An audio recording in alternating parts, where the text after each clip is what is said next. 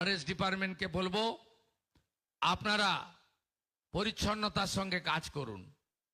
গাছ চুরি, গাছ পাচার, বেআইনি কাঠের মিল, আমরা যেমন পশ্চিমবঙ্গে গরু পাচার বন্ধ করেছি, আমরা যেমন পশ্চিমবঙ্গে অনেক অবৈধ কাজ হতো, সংগঠিত সিন্ডিকেট, রাস্তায় হাত পাতা সব বন্ধ করেছি।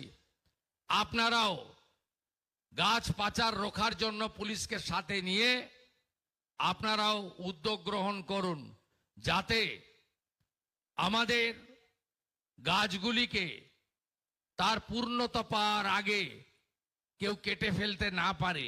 এই বিষয়েও আপনাদের যত্ন নিতে হবে। বনকর্মীদের, বনবন্ধুদের নানা রকমের অসুবিধার মুখে পড়তে হয়।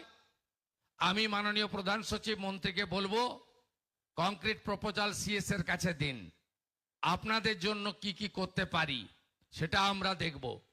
কত ভ্যাকেন্সি আপনাদের খালি আছে সেটাও আমরা দেখব, এবং আপনাদের রিক্রুটমেন্ট এখন থেকে পুলিশ রিক্রুটমেন্ট বোর্ডের মাধ্যমে হবে। যত ভ্যাকেন্সি খালি আছে আগামী কয়েক মাসের মধ্যে আমরা পূরণ করব, এবং যারা কর্মরত অবস্থায় মারা গেছে তাদের ফাইলগুলো যদি পড়ে থাকে মাননীয় মুখ্য সচিবকে বিশেষভাবে দেখতে হবে। আপনারা অনেক ঝুঁকি নিয়ে কাজ করেন। সাথে সাথে আমাদের জঙ্গলমহল এবং অন্যান্য এলাকায় হাতি কেন্দ্রিক যে সমস্ত বিষয়গুলো রয়েছে, আমাদের হাতিদের বাঁচিয়েও রাখতে হবে। আবার হাতিদের কারণে আমাদের যেভাবে জীবন ক্ষতি হচ্ছে সেক্ষেত্রেও আমাদেরকে ভাবতে হবে। বিগত 15 বছরের সরকার ফরেস্ট ডিপার্টমেন্টকে অবহেলা করেছে, বরাদ্দ দেয়নি, ম্যান পাওয়ার দেয়নি, পরিকাঠামো দেয়নি।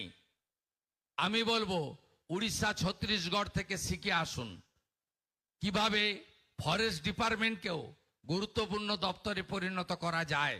সেখান থেকে শিখে এসে পশ্চিমবঙ্গেও সেটা করুন। ডবল ইঞ্জিন সরকার সেটা করবে।